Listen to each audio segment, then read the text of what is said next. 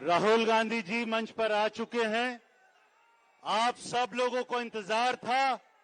हमारे महबूब नेता, युवा दिलों की धड़कन राहुल गांधी जी, एक बार मेरे साथ नारा लगाएंगे, राहुल गांधी। हाथ उठा के बोलना है, राहुल गांधी। जय भीम। इकट्ठे होके बोलना है, जय भीम, जय संविधान। मैं बाबरपुर जिला कांग्रेस कमेटी के जिला अध्यक्ष भाई राजकुमार जैन जी से दरखास्त करूंगा कि राहुल गांधी जी का स्वागत करें। हाँ। आईवाईसी अध्यक्ष और फोटो फ्रेम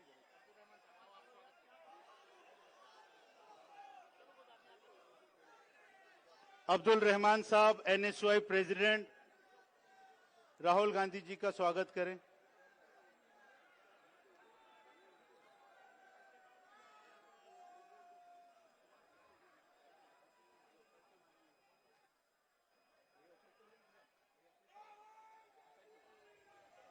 अब मैं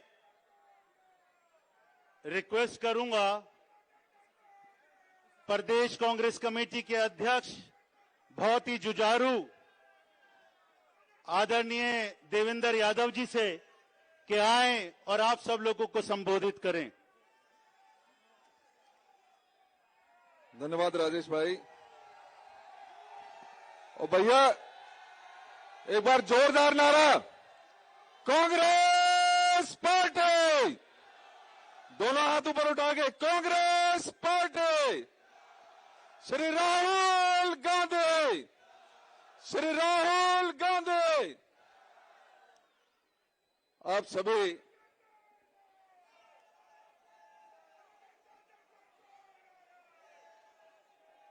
आज सीलमपुर की इस विधानसभा की विशाल सभा में उपस्थित हमारे बहुत ही आदरणीय दिल्ली भारतवर्ष के जन नायक, हम सबके मार्गदर्शक आदरणीय श्री राहुल गांधी जी, हमारे बीच में उपस्थित आदरणीय श्री केसी वेणुगोपाल साहब, हमारे भाई Delhi all India Congress committee के राष्ट्रीय इंचार्ज भाई काजी निजामुद्दीन साहब, मेरे पूर्व के यहां पर अध्यक्ष भाई अनिल जी, और मेरे सभी मंचासीन साथियों को संबोधित करते हुए मैं अपनी बात शुरू करना चाहता हूं और आपसे उम्मीद करता हूं। एक मिनट दोस्त भैया, सभी देखिए, आज हम सब के लिए ये एक ऐतिहासिक पल है और हम सब इस ऐतिहासिक दिन के साक्षी हैं, जिस दिन हमारे जन नायक माननीय श्री राहुल गांधी जी एक ऐसे महाअभियान की शुरुआत करने जा रहे हैं जो समाज के अंतिम पंक्ति में खड़े हमारे दलितों, अल्पसंख्यकों, पिछड़ों, आदिवासी को उनका हक दिलाने का है, उनके न्याय का है। हमें गर्व है, जब इतिहास लिखा जाएगा तो इस आंदोलन की आहुति में जननायक के साथ लड़ने वालों में हमारा भी नाम होगा। मैं आज प्रमुख रूप से दो बातें संक्षिप्त में रखूंगा, एक दिल्ली के विषय में और एक बाबा साहेब अंबेडकर जी की चिंताओं के विषय में। आप सब जानते हैं कि आज से 10 साल पहले दो बहरूपीय एक केंद्र में हमारे शासन करने के लिए आया और दूसरा दिल्ली पर हम लोगों को बहुत सारे वादे और सपने दिखाने का जिसने काम किया उसने दिल्ली में सरकार स्थापित की। सपने बहुत दिखाए गए थे, कहा गया था कि महंगाई कम होगी, बेरोजगारी कम होगी, लेकिन पिछले 10 सालों में उस महंगाई कम करने वाले ने, उस बेरोजगारी कम करने वाले ने अगर कुछ किया तो इस संविधान को कमजोर करने की कोशिश की गई।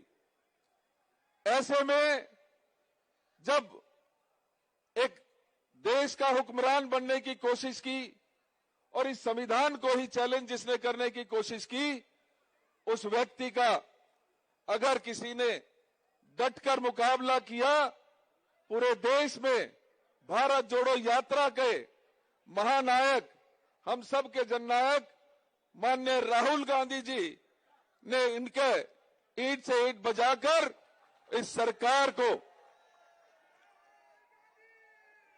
कटघरे में खड़े करने का काम किया। साथियों, इसी प्रकार से आज से 10 साल पहले दिल्ली में भी एक सपनों का सौदागर आया था और उसने भी हमें सपने दिखाए कि भ्रष्टाचार खत्म कर दूंगा, लोकपाल बिल लेकर आऊंगा, हर घर में बिजली और पानी दूंगा, दिल्ली को एक बेहतर दिल्ली बनाने का काम करूंगा, नए अस्पताल खोलूंगा, नए स्कूल खोलूंगा। लेकिन दुख की बात है, आप सब उस बात के गवाह हैं कि आज लगभग 25 विधायक, जिसमें स्वयं पूर्व मुख्यमंत्री, पूर्व उप मुख्यमंत्री, उनके मंत्रीगण और अनेकों विधायक भ्रष्टाचार के मामले में जेल गए। उस लोकपाल की बात आज चर्चा नहीं होती। अगर चर्चा होती, एक मजबूत लोकपाल होता, तो मुझे पूरा विश्वास है कि 90 के 90% इनके 70 में से 60 विधायक जेल में होते। ऐसे भ्रष्टाचारी को आज हम बदलने के मुहिम में सीलमपुर की ये जनता, सीलमपुर के ये नौजवान मजबूती के साथ हमारे साथ खड़े हैं। मैं इसके लिए दिल की गहराइयों से आपको धन्यवाद करता हूं। साथियों, दिल्ली के हालात से किसी से छिपे नहीं है। अगर मैं कुछ शब्दों में दिल्ली के हालात बयां करूं तो यहां सांसों का संकट है, यहां कचरे का जमघट है, यहां अपराधियों का मरघट है। जरा सी बारिश में दिल्ली डूब जाती है, अपनी बदहाली पर मां यमुना आंसू बहाती है। पीने के पानी के लिए जनता दर दर की ठोकरें खाती है, शराब के भ्रष्टाचार में सत्ता गोते लगाती है, शराब के भ्रष्टाचार में सत्ता गोते लगाती है। महंगाई, बेरोजगारी से दिल्ली टूट जाती है। बगैर बेशरम सत्ता अपने लिए शीश महल और राजमहल बनवाती है। मैं आप सभी साथियों से एक बात की चर्चा जरूर इस मौके पर करना चाहता हूं। बाबा साहब अंबेडकर ने जब हमारा संविधान रचा था, 25 जनवरी, एक दिन पहले संविधान सभा की मीटिंग में 3 बातों का बहुत चिंता की थी। और उन 3 बातों में अगर मैं कहूं कि सबसे पहले उन्होंने कहा था कि जब सत्ता के जो लालच में अगर हमारे अधिनायक के कदमों में बेपनाह शक्ति रख देंगे तो हमारी स्वतंत्रता खतरे में पड़ जाएगी। अगर हम लोगों के द्वारा लोगों के लिए की अपेक्षा कुछ मुट्ठी भर लोगों के लिए सरकार चलाएंगे तो हमारी स्वतंत्रता खतरे में पड़ जाएगी। अगर उन्होंने कहा था भविष्य में कोई सत्ता देश के ऊपर धर्म को रखेगी तो हमारी स्वतंत्रता खतरे में पड़ जाएगी। मैं ज्यादा बात इस पे विस्तार से नहीं करना चाहता, आप सब समझते हैं आज के समय में जिस तरीके से सत्ता कुछ चंद लोगों का फायदा पहुंचाने का काम कर रही है वो हम सबके सामने है, चाहे वो अडानी हो या अंबानी हो। या आज जिस तरीके से धर्म की राजनीति एक इस तरीके से धर्म की राजनीति इतनी हावी कर दी गई है कि देश के लोगों को एक दूसरे से बांटने का काम धर्म की राजनीति के द्वारा किया जा रहा है। ऐसे समय में हमारे जननायक माननीय राहुल गांधी जी आपके बीच में आए हैं। मैं आमंत्रित करना चाहूंगा हमारे जननायक श्री राहुल गांधी जी को। किया अच्छा, इससे पहले कि माननीय राहुल गांधी जी बोले, मैं आमंत्रित करना चाहता हूं हमारे जो लोकल एमएलए हैं भाई रहमान साहब, अब्दुल रहमान साहब 2 मिनट में अपनी बात रखेंगे और उसके बाद जननायक श्री राहुल गांधी जी अपनी बात रखेंगे। बहुत बहुत धन्यवाद। जय हिंद। बहुत बहुत शुक्रिया दोस्तों। बस 2 बातें आपसे करना चाहता हूं। दोस्तों, एक छोटी सी बात कि पहले ये तय करो कि वफादार कौन है और ये वक्त बताएगा कि गद्दार कौन है। दोस्तों, जब इस जमुना पार में आपकी बात, जब इस जमुना पार में ये जमुना पार जल रहा था तो कौन आया था? राहुल गांधी जी। राहुल गांधी जी। इसको बचाने के लिए राहुल गांधी जी जब संभल जल रहा था तो कौन गया था वहां? जब बहराइच जल रहा था तो कौन गया था? तो दोस्तों, अब पहचानना होगा उन मरकज के जालिमों को, मौलाना साद साहब के दुश्मनों को पहचानना होगा और वोट कांग्रेस को देना होगा। कांग्रेस पार्टी, राहुल गांधी। शुक्रिया। अब मैं आमंत्रित करना चाहूंगा देश के जननायक, संविधान रक्षक, हमारे हीरो राहुल गांधी जी को कि वो आए और हम सब लोगों को संबोधित करें।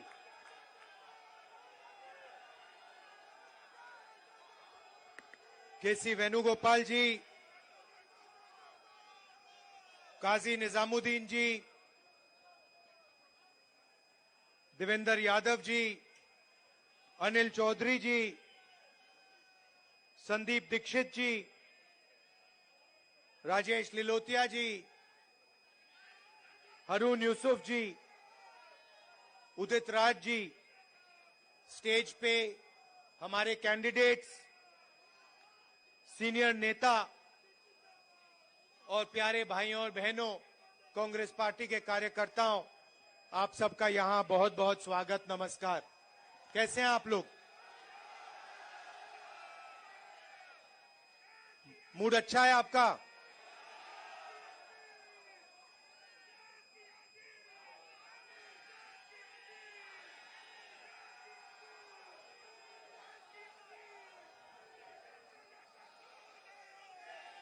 देश में विचारधारा की लड़ाई चल रही है। एक तरफ वो लोग खड़े हैं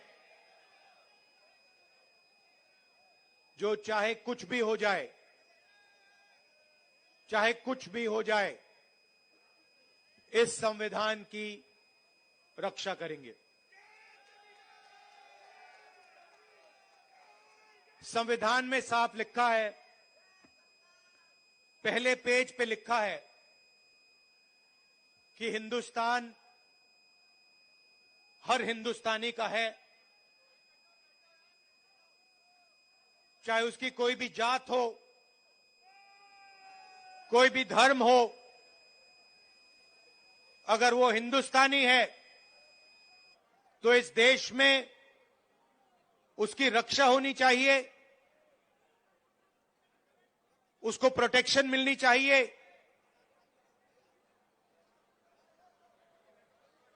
कॉन्स्टिट्यूशन कहता है।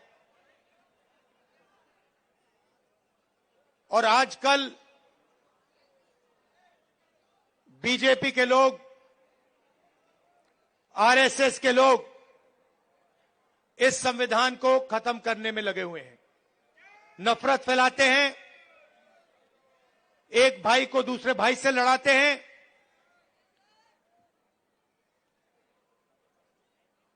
डराते हैं। कन्याकुमारी से लेकर कश्मीर तक 4000 किलोमीटर हम इस संविधान को बचाने के लिए चले थे।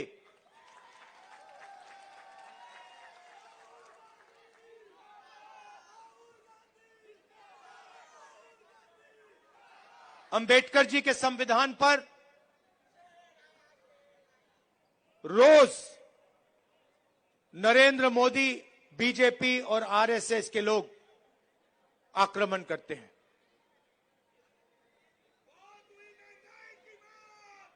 और मैं आपसे यह कहना चाहता हूं कि मेरी राजनीति और कांग्रेस पार्टी की राजनीति में बिल्कुल क्लैरिटी है। हमारे लिए इस देश के सब लोग एक समान हैं। इस देश में मोहब्बत नफरत को काटेगी, हराएगी।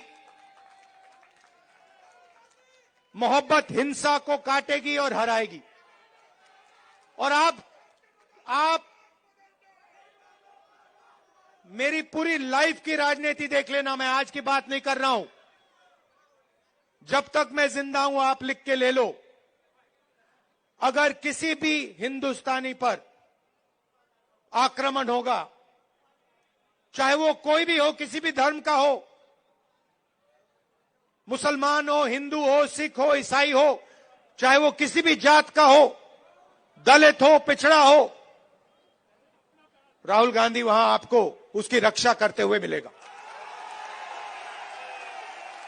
मेरे लिए हिंदुस्तान का यही मतलब है कि इस देश में नफरत ना हो और गरीब से गरीब व्यक्ति, हर धर्म का व्यक्ति, हर जात का व्यक्ति बड़ा से बड़ा सपना देख सके।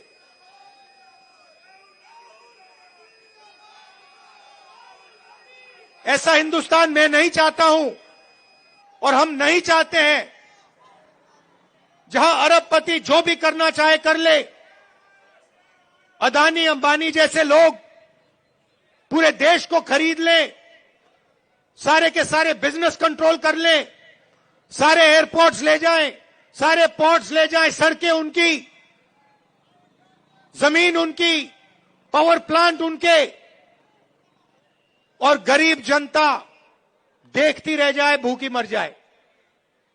ऐसा हिंदुस्तान हमें नहीं चाहिए और ऐसा हिंदुस्तान हम नहीं होने देंगे।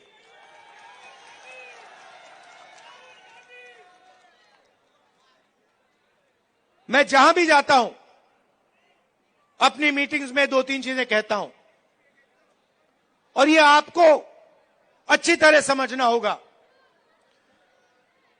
इस देश में गरीब लोगों की भागीदारी नहीं है। अभी आपने कहा, महंगाई की बात की और आपने कहा कि महंगाई बढ़ती जा रही। मैं आपसे पूछना चाहता हूं, महंगाई बढ़ रही है, कम हो रही है? महंगाई के बारे में नरेंद्र मोदी जी ने और केजरीवाल जी ने क्या कहा था? कहा था कि महंगाई कम करेंगे। हुई महंगाई कम? बढ़ती जा रही है और गरीब लोग गरीब होते जा रहे हैं और अमीर लोग अमीर होते जा रहे हैं। 100 लोग हैं, 150 लोग हैं अरबपति जो हिंदुस्तान को कंट्रोल करते हैं। देश का पूरा फायदा उनको मिलता है। अदानी, अंबानी, नरेंद्र मोदी जी की मार्केटिंग करते हैं। आपने कभी नरेंद्र मोदी जी को इनके बारे में कुछ बोलते हुए सुना है? केजरीवाल जी ने अदानी जी के बारे में कुछ बोला है? कभी बोला है? एक शब्द नहीं बोलते हैं, एक शब्द नहीं बोलते हैं। और मैं साफ बोलता हूं कि हम अरबपतियों का देश नहीं चाहते हैं। मैं जाति जनगणना की बात करता हूं और मैंने उदाहरण दिया। इस देश में कम से कम 50% पिछड़े वर्ग के लोग हैं, 50% पिछड़े वर्ग के लोग हैं, 15% दलित हैं, 8% आदिवासी हैं, 15% माइनॉरिटी हैं। आप सरकार की कोई भी संस्था देखो, बड़े से बड़े बिजनेस देखो, जुडिशरी देखो,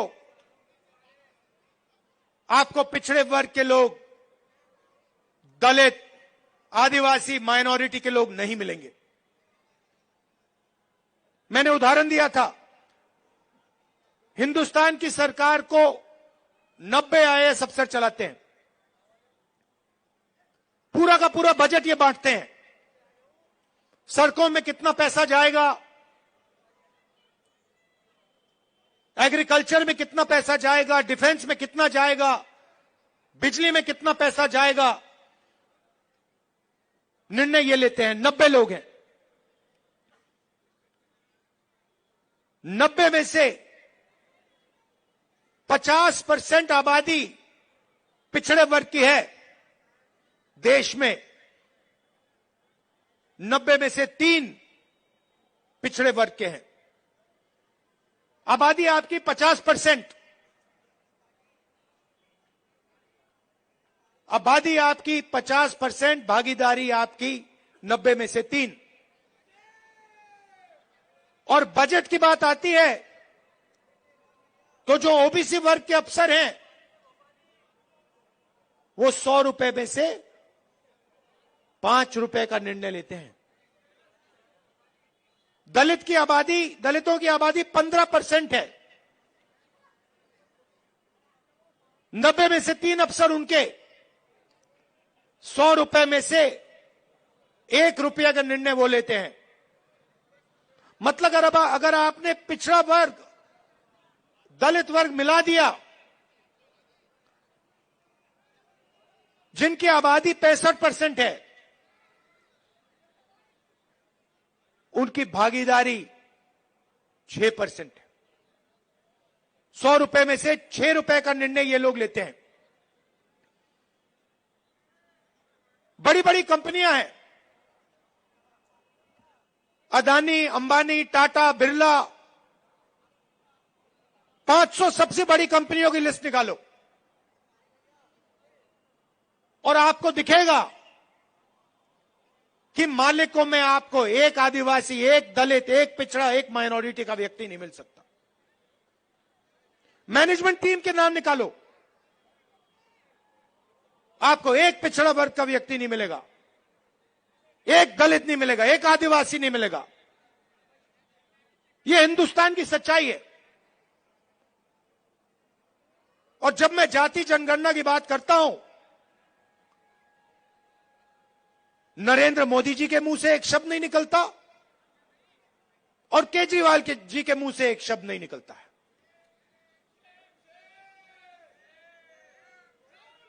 क्योंकि दोनों चाहते हैं कि देश में पिछड़े वर्ग को,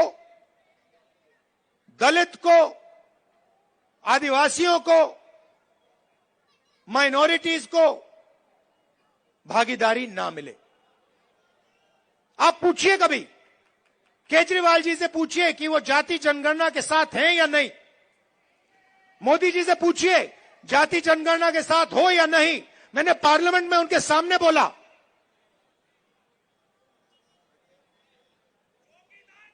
नरेंद्र मोदी जी बैठे थे, मैंने उनसे साफ कहा, नरेंद्र मोदी जी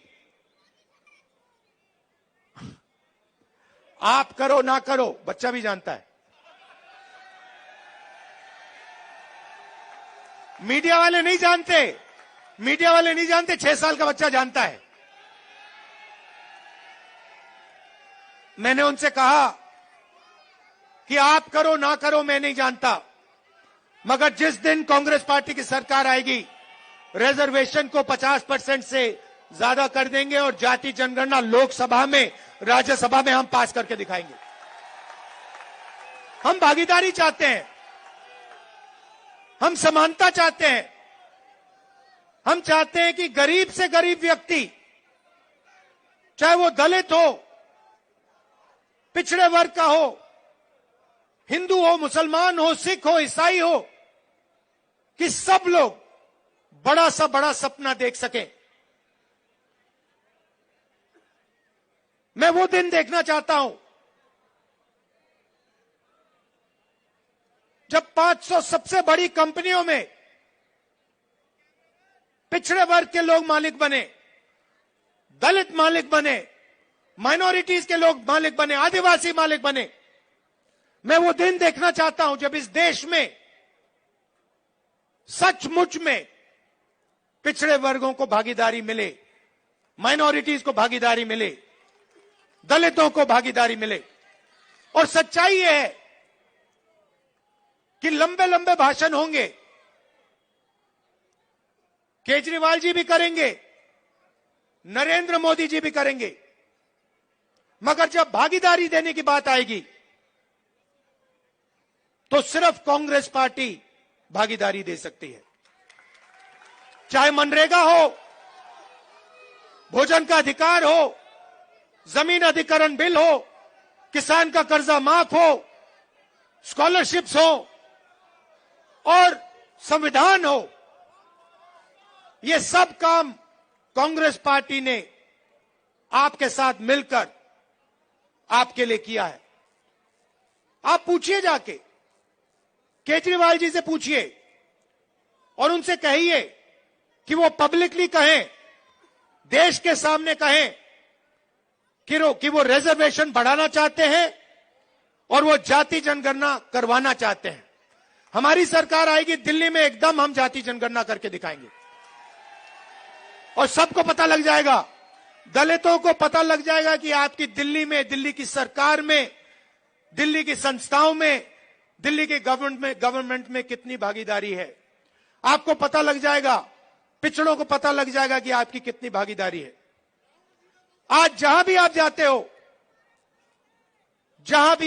हो, सरकार की संस्थाओं में आप जाओ, अस्पतालों में जाओ, प्राइवेट अस्पतालों में जाओ, प्राइवेट कॉलेजेस में जाओ, आपको पिछड़े वर्ग के लोग नहीं मिलेंगे, आपको दलित नहीं मिलेंगे। यह सच्चाई है हिंदुस्तान की। और जाति जनगणना एक क्रांतिकारी काम होगा। मैं आपको कह रहा हूं, दिल्ली की सरकार आएगी तो यहां करेंगे और नेशनल लेवल पे लोकसभा में मैंने वायदा किया, हम उसको पूरा करके दिखाएंगे।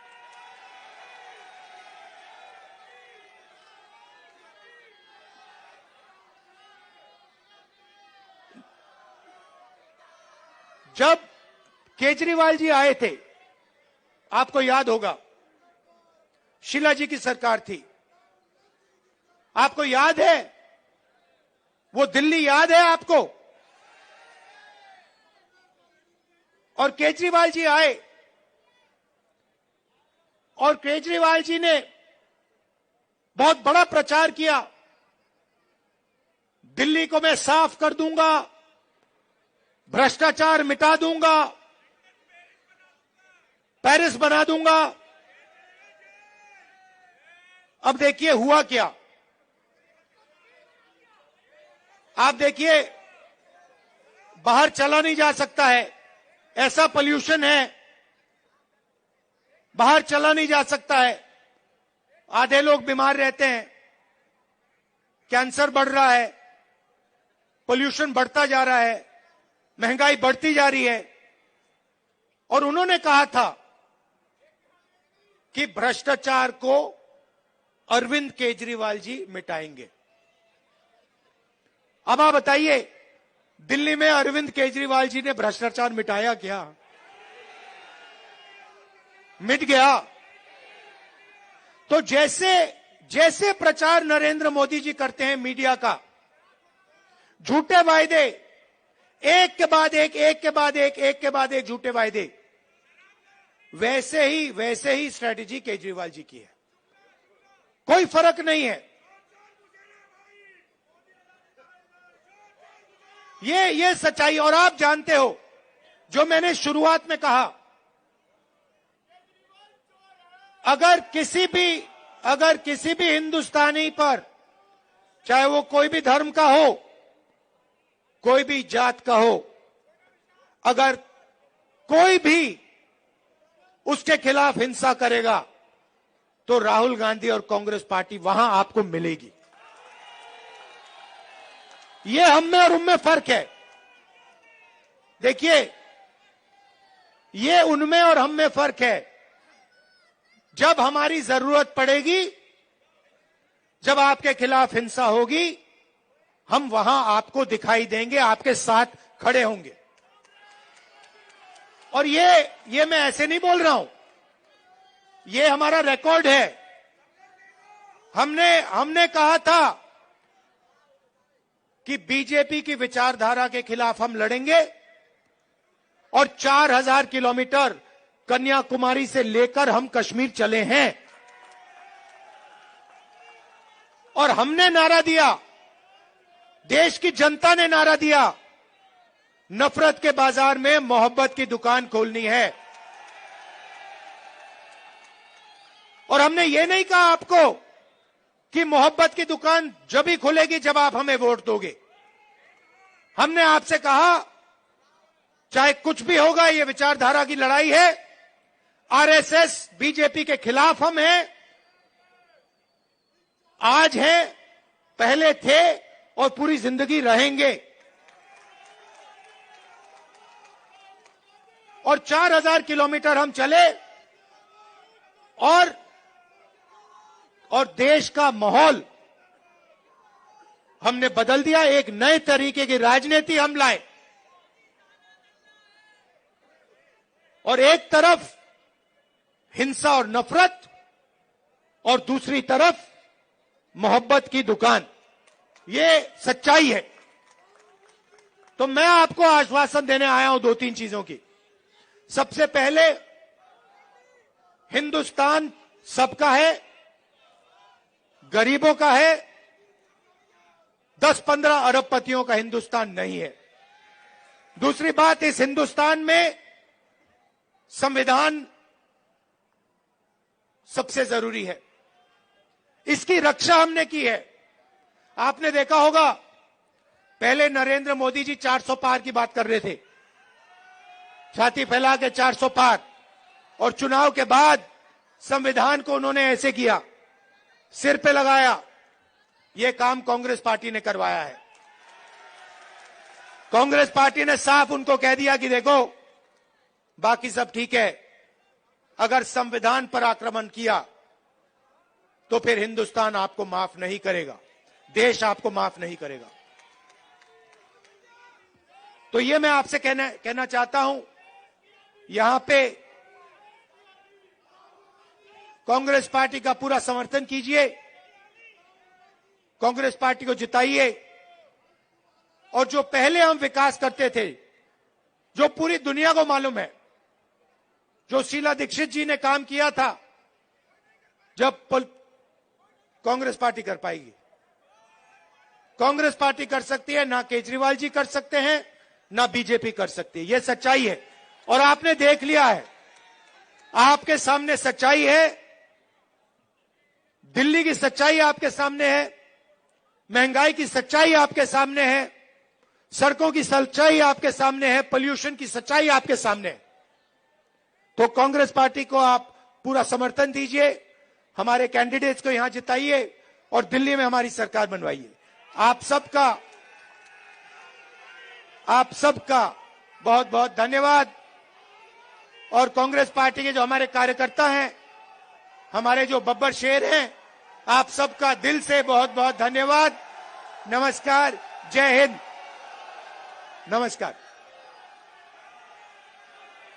बहुत बहुत धन्यवाद। और राहुल गांधी जी की इस बात के बाद मैं सिर्फ इतना कहना चाहूंगा, बदल कर रख देंगे फिजा जमाने की, बदल कर रख देंगे फिजा जमाने की, अब तो जिद है नया इतिहास बनाने की। अब मैं आमंत्रित करूंगा धन्यवाद देने के लिए जिला अध्यक्ष राजकुमार जैन जी से, और जितने भी कैंडिडेट्स हैं सब लोग प्लीज यहां पर फ्रंट लाइन में आ जाएं और राहुल गांधी जी के साथ में एक फोटो खिंचवाएं। आदरणीय राहुल गांधी जी, यह मेरे लिए गर्व की बात है कि मैं इस महान नेता का स्वागत कर रहा हूं, जिनके विचार और क्रम इस देश की नया दिशा तय करते हैं। सभी आए हुए मेहमानों का, सभी नौजवानों का मैं इस मंच से सबका स्वागत करता हूं और मैं आमंत्रित करता हूं सभी हमारे प्रत्याशियों सब आगे आ जाएं। सभी कैंडिडेट्स आगे आ जाएं। जितने भी हमारे दिल्ली से प्रत्याशी हैं सभी आगे आ जाएं।